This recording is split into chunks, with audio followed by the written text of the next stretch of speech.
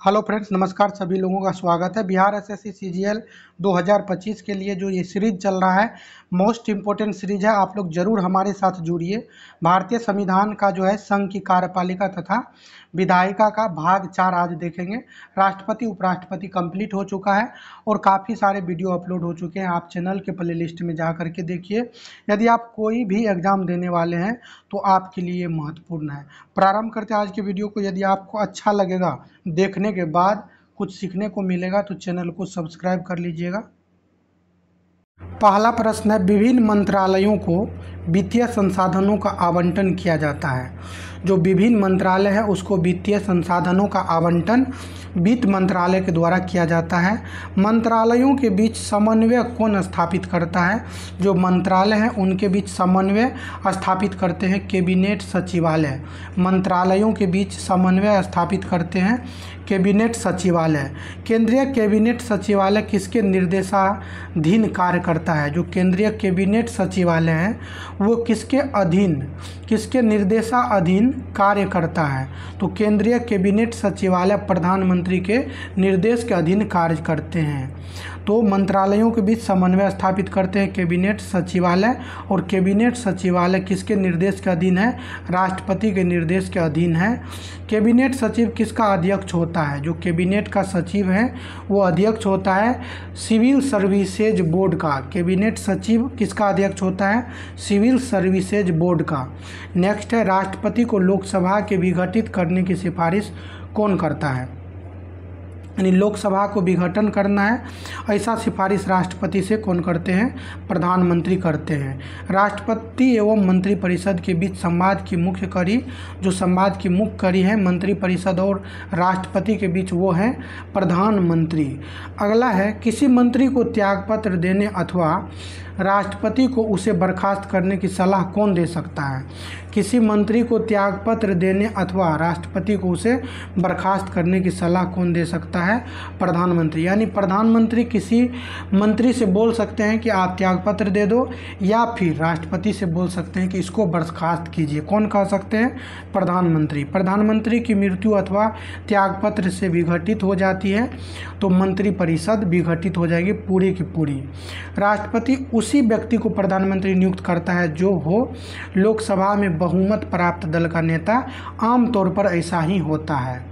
Next है, किन परिस्थितियों में राष्ट्रपति प्रधानमंत्री की नियुक्ति स्वयं के विवेक से कर सकता है? यानी ऐसी परिस्थिति कौन सी है जिसमें राष्ट्रपति प्रधानमंत्री की नियुक्ति स्वयं के विवेक से करेंगे? जब लोकसभा में किसी भी दल को स्पष्ट बहुमत न मिला हो। लोकसभा में किसी भी दल को स्पष्ट बहुमत नहीं है तो राष्ट्रपति अपने विवेक से किसी को भी प्रधानमंत्री बना सकते हैं। नेक्स्ट कंडीशन है, जब बहुमत वाले दल का कोई निश्चित नेता ना हो। यानी किसी दल को बहुमत तो मिल गया है लेकिन उस दल में प्रधानमंत्री कौन बनेंगे ऐसा कोई व्यक्ति निश्चित नहीं है, उसमें भी राष्ट्रपति अपने विवेक से जो है नियुक्त कर सकते हैं प्रधानमंत्री को। नेक्स्ट है, प्रधानमंत्री की अचानक मृत्यु हो जाए और उसका कोई उत्तराधिकारी न हो तो इस कंडीशन में भी अपने विवेक से किसी को प्रधानमंत्री नियुक्त कर सकते हैं। नेक्स्ट है, संविधान के किस अनुच्छेद में प्रधानमंत्री के कर्तव्यों का वर्णन है? अनुच्छेद 78 में जो है प्रधानमंत्री के कर्तव्यों का वर्णन है। अगला है, किसका यह कर्तव्य होगा कि वह राष्ट्रपति को संघ के प्रशासन से संबंधित मामलों के बारे में तथा मंत्रिपरिषद द्वारा लाए गए निर्णयों एवं विधायन के प्रस्तावों के बारे में सूचित करे? तो ये प्रधानमंत्री का कर्तव्य होगा। प्रत्येक मंत्री और भारत के महानुवादी को सदन में बोलने का, संयुक्त बैठक व समिति में भाग लेने का अधिकार होगा। अनुच्छेद 88 के तहत प्रत्येक मंत्री, भारत के महानुवादी को सदन में बोलने का, संयुक्त बैठक व समिति में भाग लेने का अधिकार दिया गया है सभी को। अनुच्छेद 88 के तहत मंत्रिपरिषद केवल उस समय तक अपने पद पर रह सकती है जब तक उसे विश्वास मत प्राप्त हो। लोकसभा का विश्वास मत जब तक प्राप्त है तब तक रहेंगे। नेक्स्ट है, यदि लोकसभा सरकार के बजट को अस्वीकार कर दे या राष्ट्रपति के अभिभाषण को अस्वीकृत कर दे तो क्या होगा? यानी लोकसभा क्या करेंगे, सरकार के बजट को अस्वीकार कर देंगे, या जो राष्ट्रपति अभिभाषण देते हैं अनुच्छेद 87 के तहत उसको अस्वीकार कर दे तो क्या होगा, मंत्रिपरिषद को त्याग पत्र देना होगा, पूरी के पूरी मंत्रिपरिषद त्याग पत्र देंगे, ये ध्यान रखना है। तो लोकसभा यदि बजट को अस्वीकार करे या फिर राष्ट्रपति के अभिभाषण को अस्वीकार करेंगे तो पूरे मंत्रिपरिषद को त्यागपत्र देना होगा। नेक्स्ट है, मंत्रियों द्वारा राष्ट्रपति को दी गई सलाह की जांच न्यायालय द्वारा की जा सकती है। ध्यान देना है, मंत्रियों द्वारा राष्ट्रपति को दी गई सलाह की जांच, यानी मंत्री जो है राष्ट्रपति को जो सलाह देंगे उसका जांच न्यायालय कर सकता है? नहीं, बिल्कुल नहीं कर सकता है। अब तक किस प्रधानमंत्री का सबसे लंबा कार्यकाल रहा है? जवाहरलाल नेहरू का 1947 से 1964 जो है लगभग 17 वर्ष के जो ये कार्यकाल को पूरा किए। नेक्स्ट है, मंत्रिमंडल में मंत्रियों के चयन हेतु स्वविवेक का पूर्णतः प्रयोग किया जाता है, तो ये प्रधानमंत्री के द्वारा मंत्रिमंडल में मंत्रियों के चयन हेतु मंत्री को चयन करने के लिए स्वविवेक का प्रयोग कौन करेंगे? प्रधानमंत्री करेंगे। भारत का प्रधानमंत्री किसके प्रति जवाबदेह हैं? तो लोकसभा के प्रति जो है जवाबदेह होते हैं। चलिए अगले पेज में चलते हैं। अगला प्रश्न है, देश की प्रथम महिला प्रधानमंत्री इंदिरा गांधी सदस्य थी, तो इंदिरा गांधी जो सदस्य थी राज्यसभा की सदस्य थी। भारत के प्रथम गैर कांग्रेसी प्रधानमंत्री मोरारजी देसाई थे। लोकसभा में कभी उपस्थित न होने वाले प्रधानमंत्री चौधरी चरण सिंह थे। नेक्स्ट है, प्रधानमंत्री चंद्रशेखर लोकसभा के सांसद थे। प्रधानमंत्री चंद्रशेखर लोकसभा के सांसद थे बलिया लोकसभा निर्वाचन क्षेत्र से। जो प्रधानमंत्री चंद्रशेखर बने थे लोकसभा के सांसद कहाँ से थे? बलिया लोकसभा निर्वाचन क्षेत्र से। अविश्वास प्रस्ताव द्वारा हटाए जाने वाले प्रथम प्रधानमंत्री विश्वनाथ प्रताप सिंह थे। नेक्स्ट है, उदारीकरण, निजीकरण और भूमंडलीकरण की नई आर्थिक नीति, काफ़ी इंपॉर्टेंट है। उदारीकरण, निजीकरण और भूमंडलीकरण की नई आर्थिक नीति की घोषणा करने वाले प्रधानमंत्री पीवी नरसिंह राव थे। वह प्रधानमंत्री जो पद ग्रहण करते समय विधानसभा के सदस्य थे, तो विधानसभा के सदस्य थे एच.डी. देवगौड़ा। विधानसभा के विधान, धान है तो एच.डी. है, डी से विधान ध्यान रखना है, तो एच.डी. देवगौड़ा विधानसभा के। इंदिरा गांधी राज्यसभा के।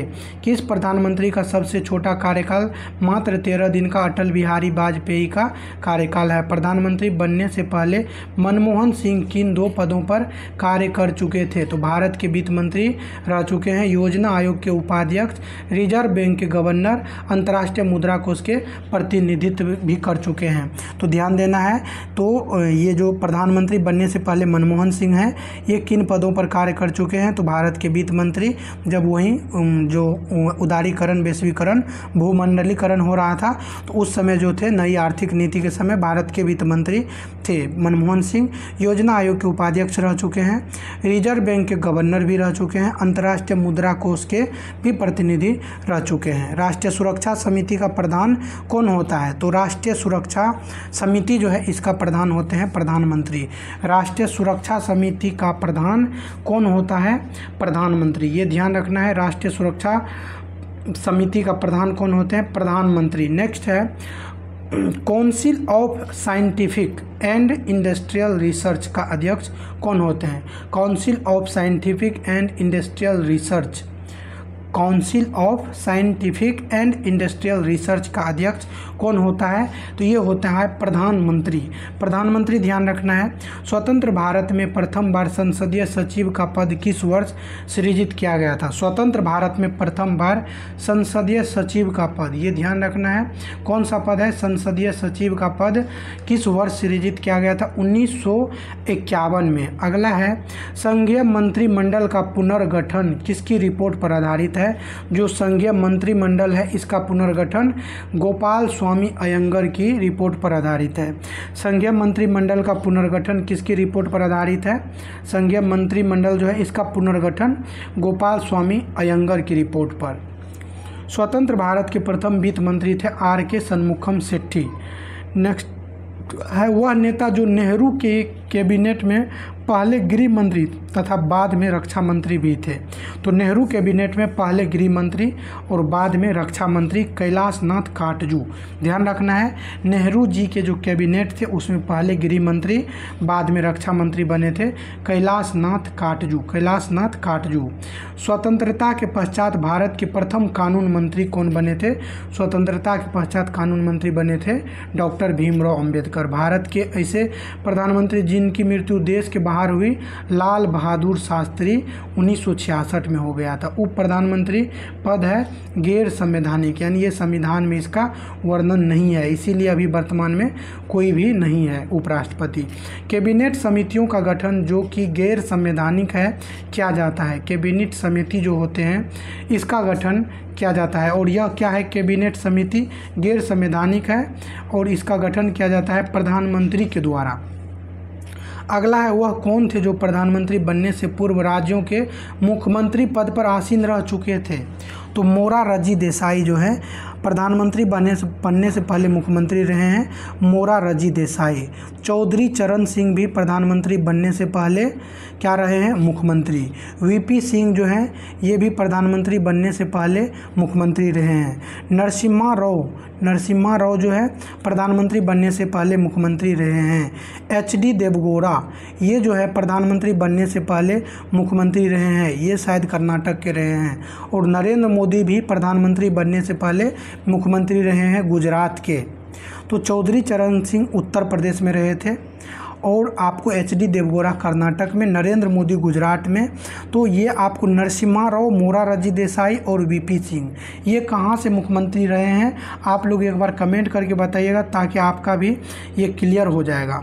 तो मोरारजी देसाई, चौधरी चरण सिंह, वीपी सिंह, नरसिम्हा राव, एचडी देवगौड़ा, नरेंद्र मोदी, टोटल 6 व्यक्ति ऐसे हैं जो प्रधानमंत्री बनने से पहले मुख्यमंत्री के पद पर रह चुके हैं। और इम्पोर्टेंट है, संख्या भी ध्यान रखना है और नाम भी ध्यान रखना है, किस राज्य के मुख्यमंत्री रह चुके हैं वो भी ध्यान रखना है।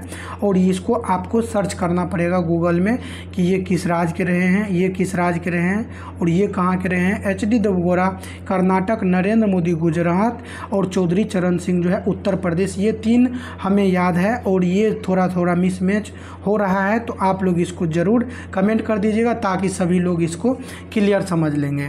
तो 6 लोग हैं जो मुख्यमंत्री से प्रधानमंत्री तक का सफर तय किए हैं। चलिए नेक्स्ट पेज में चलेंगे।